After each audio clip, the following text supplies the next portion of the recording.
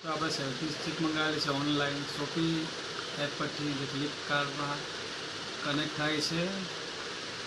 આપણે selfie stick કેવી ઉપયોગમાં લેવાય, કેવી રીતે યુઝ થાય તે તમને બતાવીશું. બ્લૂટૂથ કેવી કનેક્ટ થાય મોબાઈલમાં તે તમને કહીશું. હજુ નજીક આવી જાય કેમેરામેન આ બતાવવા ઉપર ખોલવાનું છે. આ જો દોસ્તો ઊભું લે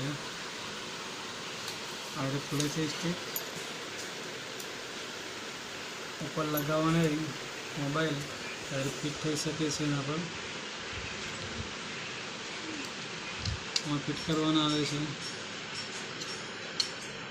દોસ્તો. આવી રીતે મોબાઈલ લગાવી શકાય છે. આ બટનથી આપણે બ્લૂટૂથ ચાલુ બંધ કરી શકાય, કનેક્ટ થઈ શકે. ને ઊભું કરવા માટે